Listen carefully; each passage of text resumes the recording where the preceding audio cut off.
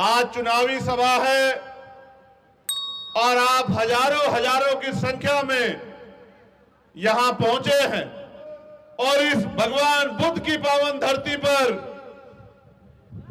जहां इस चुनाव के अवसर के माध्यम से मुझे आने का मौका मिला है और जिन पर मुकदमा करके जिन्होंने डराने का प्रयास किया गया, मैं उन वीरों को भी कहना चाहता हूं, मुकदमा क्रांतिकारियों का गहना होते हैं, घबराने की जरूरत नहीं। चंद्रशेखर आजाद आपके साथ खड़ा है, याद रखना मेरी बात को। आप जानते हैं कि ये देश किस दौर में है और समाज आपकी तरफ देख रहा है। जो इंडिया अलायंस के लोग आज संविधान बचाने की बात कर रहे हैं, लोकतंत्र में खतरे, आरक्षण में खतरे की बात कर रहे हैं, उनका यह कहना सही है कि खतरा है, क्योंकि आरएसएस और भाजपा ने कभी संविधान को स्वीकार ही नहीं किया, इस देश के तिरंगे को भी स्वीकार ही नहीं किया। उन्होंने हमेशा पहले दिन से संविधान का विरोध किया और जिन बाबा साहब अम्बेडकर को आप भगवान के रूप में मानते हैं, उनके विचारों को अंतिम सत्य मानते हैं, जिनकी मूर्ति का बाल आप नहीं बर्दाश्त कर सकते, इन आरएसएस भाजपा के लोगों ने उनकी सब यात्रा निकाल के जिंदा रहते उनको अपमानित करने का काम किया। मेरे साथियों, जख्म बहुत गहरे हैं, जख्म आज के नहीं है, मगर मरहम तो आपको लगाना है। ये लोकतंत्र है। बाबा साहब अम्बेडकर ने ये कहा था कि रानी का बेटा राजा नहीं बनेगा, राजा वो बनेगा जो बैलेट बॉक्स से तैयार होगा। अगर बैलेट बॉक्स से तैयार होता तो आपका राजा बनता, आपके बीच के व्यक्ति को अवसर मिलता, आपका व्यक्ति पार्लियामेंट जाता।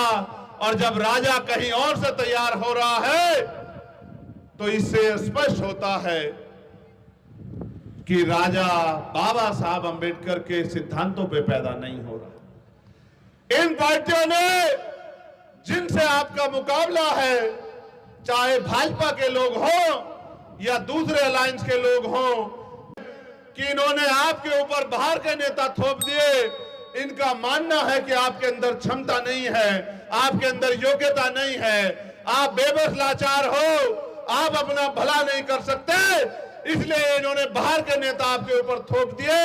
और बाहर के नेताओं का आप इतिहास देखो कि 15 साल में 15 बार पार्लियामेंट में आपने नहीं सुना होगा कि उन्होंने आपके हकों के लिए एक भी आवाज उठाई। लेकिन आप ये बताओ कि लोकतंत्र में जिनके पास ताकत होती है उनके पास तो सारी समस्याओं का हल होता है, फिर आपकी समस्याओं का हल क्यों नहीं हुआ? क्योंकि उसका एकमात्र कारण यह है कि जिनका दल होता है उनमें बल होता है, और जिनके पास बल होता है उन्हीं की समस्याओं का हल होता है। जिनका नेता कामयाब होता है उनके समाज का हाथ नहीं फैलता। हम दलित, पिछड़े, आदिवासी और मुस्लिम, जैन, सिख, ईसाई, तमाम जो है बुद्धिस्ट, जो धार्मिक अल्पसंख्यक है, ये तमाम वर्गों के लोग इन बहरूपियों पे भरोसा करते हैं और हर साल ठगे जाते हैं।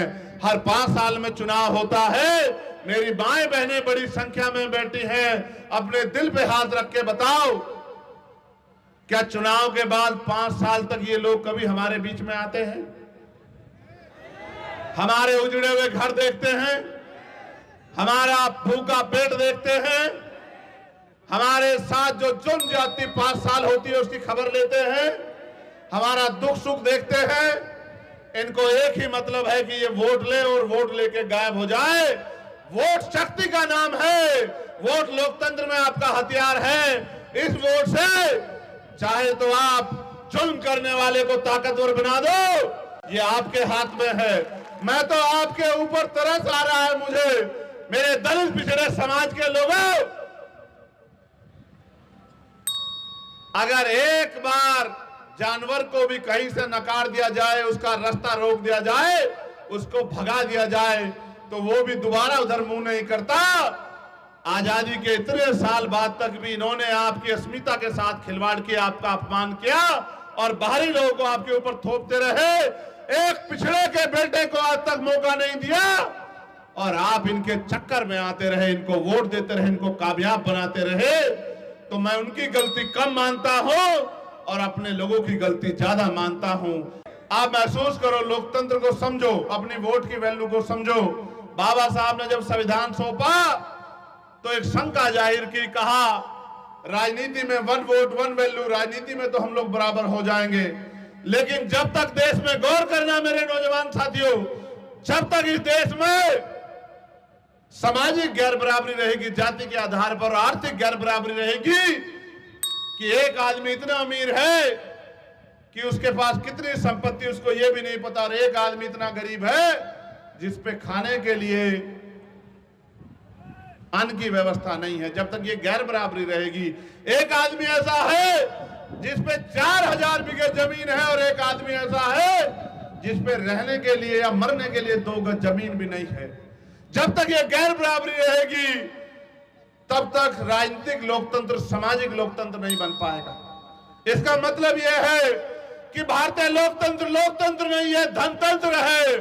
पैसे वाले लोग राजनीति में कामयाब होते हैं। प्रधान से लेकर प्रधानमंत्री का जब चुनाव होता है, एक से एक बड़ा पैसे वाला हमारी वोटों का सौदा करने के लिए अनेक पार्टियों से टिकट लेके आता है। जब राजतंत्र था, आपको कुर्सी में बैठने नहीं दिया जाता था, राजा महाराजाओं के बच्चे बैठते थे, धन्ना सेठों के लोग राज करते थे।